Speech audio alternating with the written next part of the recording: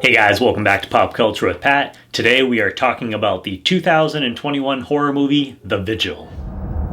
בחייכון וביומייכון ובחיי דכל בית ישראל בעגלה ובזמן קריב ואמרו אמן.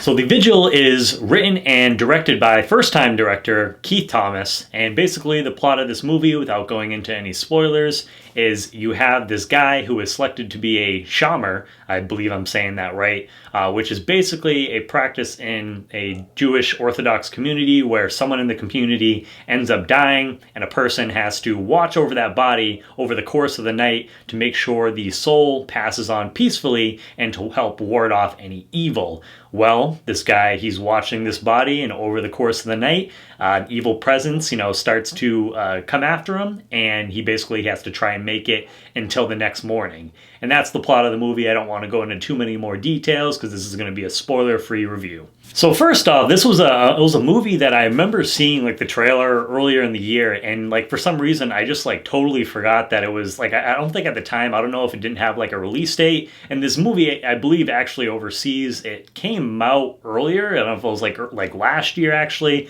but we're just finally getting this here now in the United States. It came out about I think like a week ago ish. But I remember seeing the trailer, the concept, it looked pretty creepy, and it was something that I was looking out for, and I just happened to stumble upon it again like on Facebook. So I'm definitely glad that I did, because this was something I wanted to check out. The trailer looked interesting, and just the initial setup, I feel like we don't, as far as like religious horror goes, at least myself, I haven't seen too many involving like the Jewish like community. So I thought that was a different, aspect to see a different kind of, religion other than just like Catholic and stuff like that goes.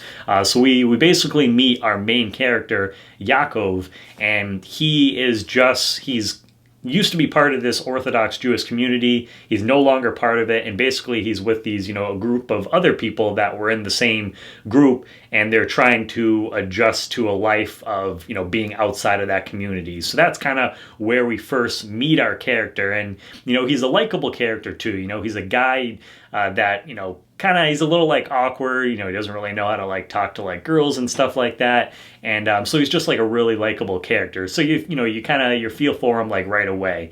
And then basically someone from his former community shows up one night and ask him to be a Shomer, because someone in the community just passed away, and there was someone that was supposed to watch the body overnight, but they ended up running away. He doesn't tell them that initially, but they were too scared and they ended up leaving. So this guy needs someone kind of last minute. And Yaakov, he's really having a hard time trying to like pay for his rent and stuff like that. So, he's kind of desperate. So he's like, yep, yeah, you give me like $400 and I'll do this. So he brings him, the guy brings him to the house, tells him, that the guy was kind of a little bit of a weirdo, and we find out that his wife is like there.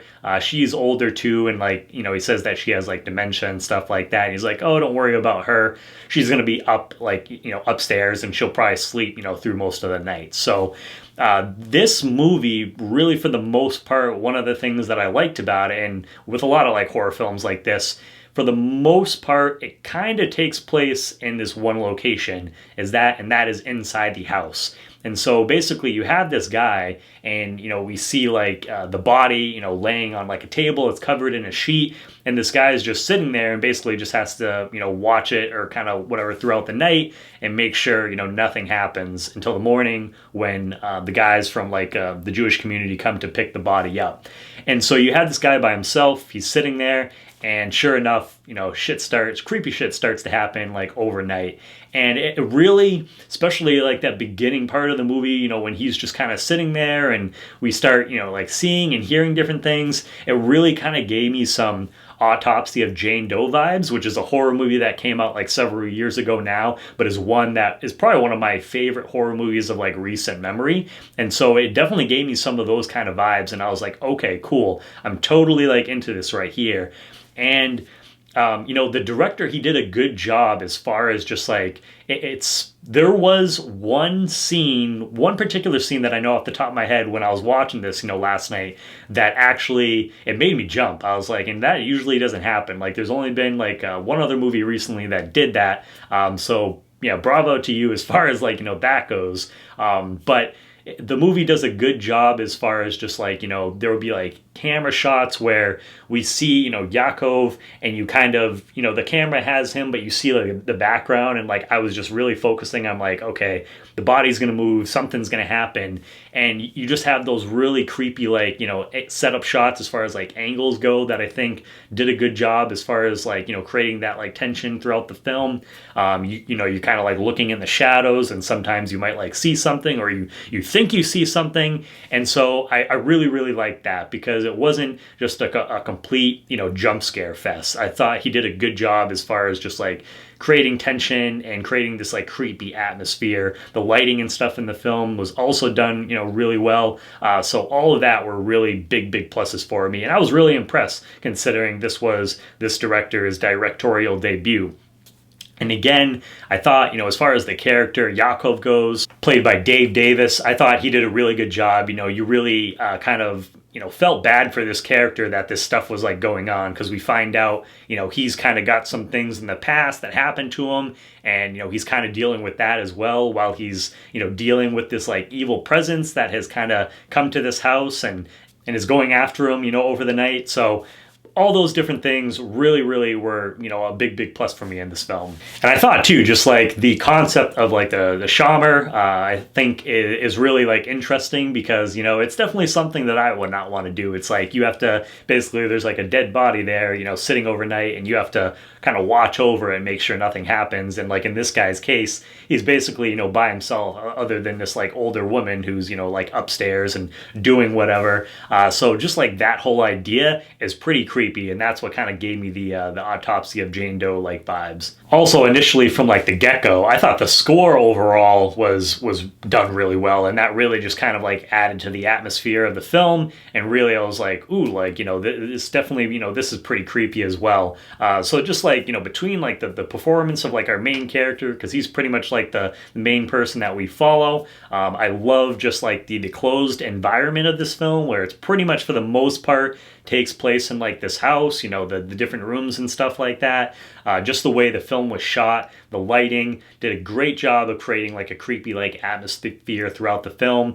There was a moment that made me jump, so that's always a plus in a horror film. The only thing that I would really say as far as like a negative goes was kind of towards like the third act end of the film. I thought maybe it was like a little like jumbled, a little bit like rushed there, but it wasn't something that like completely ruined the movie for me. But outside of that, like the journey of getting to that point, I thought was really great, especially like I said, for a directorial debut and an actor I'm not really familiar with as well.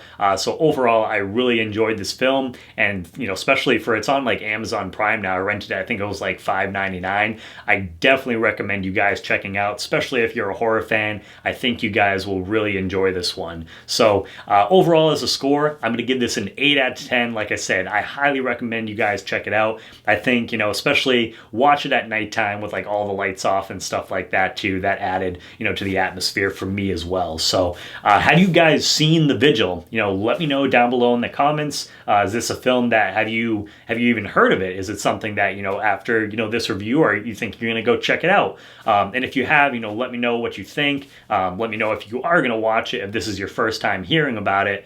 And yeah, I can't wait to hear what you guys think, because we haven't been really getting a lot of new movies like anyways, just with like the pandemic and stuff like that. But it's cool when a movie comes along like this and it really kind of catches you by surprise. So I really enjoyed it. I think you guys will too. Again, if you are new to the channel, please hit that subscribe button as well as the bell button next to it, just so that way you get notifications for all my new videos. Please give the video a thumbs up as well. Really helps the channel out, helps the video out too, just where I am a smaller channel. So any of that stuff, guys, really helps. I'm not just saying that, it really does. Thank you guys for checking out the video, and make sure to check back for more Pop Culture with Pat.